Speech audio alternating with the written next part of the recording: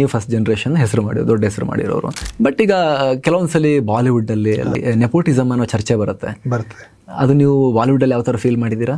ಇದೆ, ಅದು ಇಲ್ಲ, ಅದು ನನಗೇನು ತೊಂದರೆ ಇಲ್ಲ. ಅದು ಇದ್ರೆ ಅದರಲ್ಲೇನು ನನಗೆ ಅದು ತಪ್ಪು ಅಂತ ಯಾವತ್ತೂ ಅನಿಸೇ ಇಲ್ಲ ನನಗೆ. ಅವ್ರಿಗೊಂದು ಅಡ್ವಾಂಟೇಜ್ ಏನಿದು ಗೊತ್ತಾ, ಅದೇ ಇದರಲ್ಲಿ ಬೆಳೆದವರಿಗೆ ಯಾವುದು ಯಾವ ಥರ ಹೇಗೆ ಅಂತ ಅವ್ರಿಗೆ ಗೊತ್ತಿರುತ್ತೆ. ನಾವು ಅಲ್ಲಿ ಹೋಗಿ ಕಲ್ತ್ಕೋಬೇಕು. ಹೊಸದಾಗಿ ಏನಾದರೂ ಮಾಡಬೇಕಾದ್ರೆ ನನಗೆ ಇವಾಗ 30 years ಆಗಿತ್ತು, 30 ವಯಸ್ಸಲ್ಲಿ ಹೋಗಿದ್ದು ನಾನು. ಆ ವಯಸ್ಸಿನಲ್ಲಿ ನಾನು ಕಲಿಬೇಕಾಗಿತ್ತು. ಅದು ಅವ್ರಿಗೆ ಆಲ್ರೆಡಿ ಗೊತ್ತಿರುತ್ತೆ.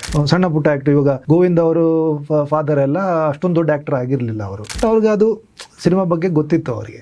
ಅಮಿತಾಬ್ ಬಚ್ಚನ್ ಅವ್ರ ಮಗನ ದೊಡ್ಡ ಆ್ಯಕ್ಟರ್, ಮಹಾನ್ ಕಲಾವಿದ, ಮಹಾನ್ ಸೂಪರ್ ಸ್ಟಾರ್ ಮಗನಾಗಿ ಹುಟ್ಟಿದ್ದಕ್ಕೆ ಅವ್ರಿಗೆ ಆ ಅನುಭವ ಇತ್ತು. ಸೊ ಡೆಫಿನೆಟ್ಲಿ ಅದು ಅಡ್ವಾಂಟೇಜ್, ಅದು ಅವ್ರ ಪ್ರಿವಿಲೇಜು. ಇವಾಗ ನಾನು ಶಾಲೆಗೆ ಹೋಗಿ ಓದು ಬರ ಕಲ್ತಿರೋದು, ಇಂಗ್ಲೀಷ್ ಮಾತಾಡ್ತೀನಿ, ಹಿಂದಿ ಮಾತಾಡ್ತೀನಿ, ತಮಿಳು ಮಾತಾಡ್ತೀನಿ, ಬೇರೆ ಭಾಷೆಗಳು ಮಾತಾಡ್ತೀನಿ, ಕನ್ನಡ ಮಾತಾಡ್ತೀನಿ. ಇದು ನನ್ನ ಅಡ್ವಾಂಟೇಜು. ಕೆಲವೊಬ್ಬರಿಗೆ ಅದು ಅಡ್ವಾಂಟೇಜ್ ಇರಲ್ಲ.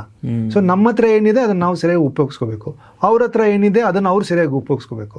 ಅವ್ರು ಅದನ್ನು ಸರಿಯಾಗಿ ಉಪಯೋಗಿಸ್ಕೊಂಡು ಅದ್ರಲ್ಲಿ ಮುಂದೆ ಬಂದರೆ, ಇಲ್ಲ ಮುಂದೆ ಬಂದರೋ ಬರಲೇ ಇಲ್ವೋ, ಅವರು ಫ್ಲಾಪ್ ಆದರೂ, ಅದ್ರ ಮೇಲೆ ನಮಗೆ ಹೊಟ್ಟೆಗಿಚ್ಚಿ ಇರಬಾರ್ದು.